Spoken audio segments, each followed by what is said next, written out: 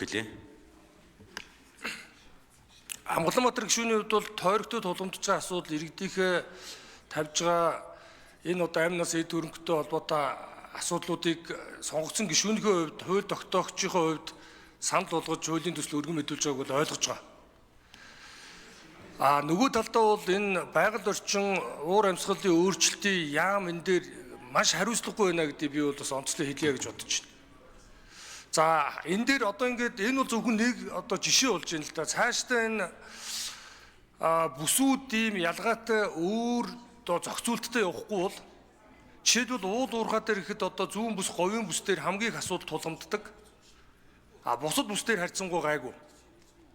Тэгэхээр бид нар ер нь энэ одоо бүсчсэн бодлогын хүрээнд хууль тогтоомжид өөрчлөлт оруулж энэ бүсчсэн байдлаар энэ зарим асуудлуудаа шийдэж явахгүй бол тэгээ тал, говь, хангаа ингээ бүх юм хосолсон ийм өргөн удам нутагтаа тэгээд нэг хуулиар зохицуулах гээд яваад байгаа олон зүйлүүд байгаа. Ялангуяа энэ ашиг мартамал газрын тус ашиглалттай холбоотой олон асуудлууд энэний ард байгаа шүү. Тийм учраас энэ Амгаланбаатар гишүүн бүстэй тулгамж байгаа асуудлуудаа тавьж байгаатай адилхан бидний хувьд ч гэсэн зүүн бүс, говийн бүсээс сонгогдсон гишүүдийн хувьд бол уул уурхайтай холбоотой, уул уурхай баялагын орон нутагт орох өгөөжтэй холбоотой, хувирлалтай холбоотой, шудраг ус зүйл одоо хувирлжаатай холбоотой асуудал ярил бид нар бас зөндөө асуудал ярихаар асуудлууд байгаа шүү дээ. Тийм учраас зүүн бүс, говийн бүсийн гишүүд хамтраад энэ ашиг мартамлын нөөцийн төлбөртэй холбоотой, газрын үсгийн нөөцийн төлбөртэй холбоотой асуудлуудыг бол яг одоо энэ зарчмыг бол өргөн барих нь зөв юм байна гэж би бол хувьдаа ажиллаж байна. Тойрогтой тулгамж байгаа асуудлуудаа яг ийм маягаар өргөн бариад бол их хурлын гишүүд бүгдээр л явна шүү дээ.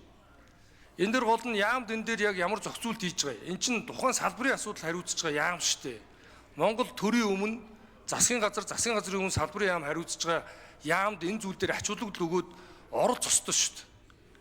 Тэгээ ингэж явахгүй ингээ ийм байдлаар ингээд орчдөг. Тэгээ салбарын бодлого гэж юу байхгүй. Сая энэ олон улсын гэрээ хэлцлэр ч гэсэн энэ асуудлууд зөндөө гарч шүү дээ. Олон улсын гэрээ энэ хэлцэл хийдэг албан тушаалтан гэж байгаа юм уу?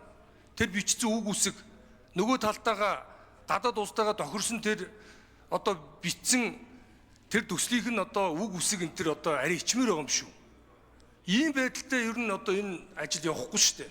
Тэгээ энэ зүйл дээр онцгой анхаараач гэдгийг би бас онцлог хэлье. Тэгээ энийг бол ялгаатай бодлого байх ёстой байна. Энэ нь харин засгийн газарт эрхийн нөгөөд ялгаатай бодлогоор энийг зохицуулахгүй бол яг энэтэй адилхан нөхцлүүд ингээ үүсгэж байгаа байхгүй юу? Өчигдөр хөдөөжмөн сайд гэсэн бас асуудал хэлж илээ.